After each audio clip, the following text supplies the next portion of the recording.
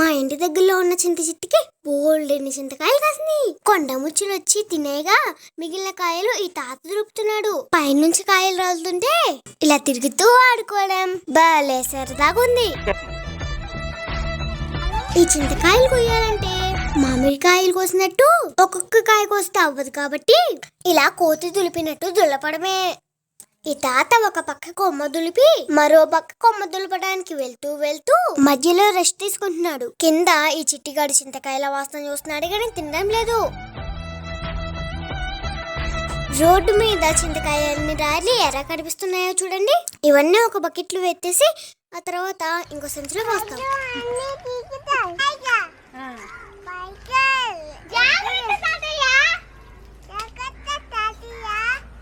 మా చెల్లి నాకన్నా పెద్ద అల్లరి పిల్ల. నేను ఏదైనా కొంచెం చేస్తే తను నాకన్నా ఎక్కువ చేస్తుంది. చింతకాయలన్నీ పండిపోయినాయి. చింతకాయ తింటుంటే తీయ తీయగా పుల్ల పుల్లగా చాలా బాగుంది. అదే దూరకాయ ఉంటే ఉప్పు కారం వేసుకుని తింటుంటే అబ్బా ఎంత బాగుంటుందో. కానీ దూరకాయలు ఏమీ లేవు, అన్ని పండిపోయినాయి. దూరంగా మా చిచ్చుతుళ్ళు ఇంతకు ముందు వీడియోలో కూడా చూసారు కదా, అవి దూరంగా ఆడుకుంటున్నాయి. వాటిని పిలుస్తున్నాను.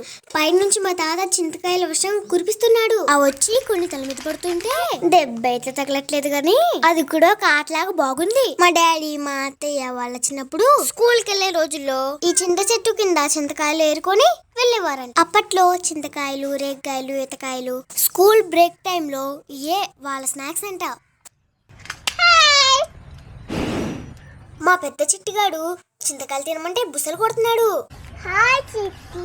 మీరు కూడా ఎప్పుడైనా ఇలా చింతకాయలు తిన్నారా ఫ్రెండ్స్?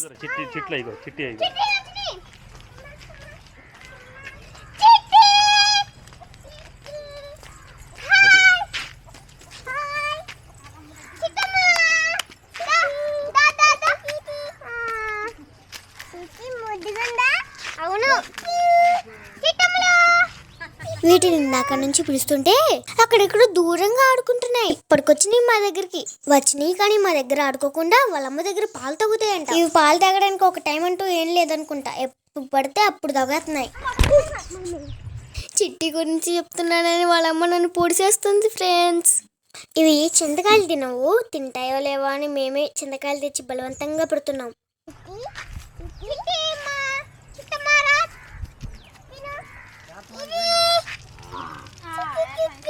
అదేనదు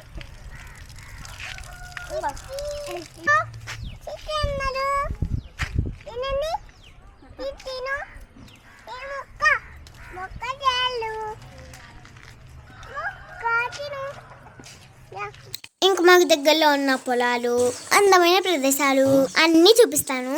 మా ఛానల్ని సబ్స్క్రైబ్ చేసుకోండి ఫ్రెండ్స్. ఈ బకెట్ కూడా చింతకాయతో నిండిపోయింది. తర్వాత వీడియో కలుసుకుందాం. బాయ్.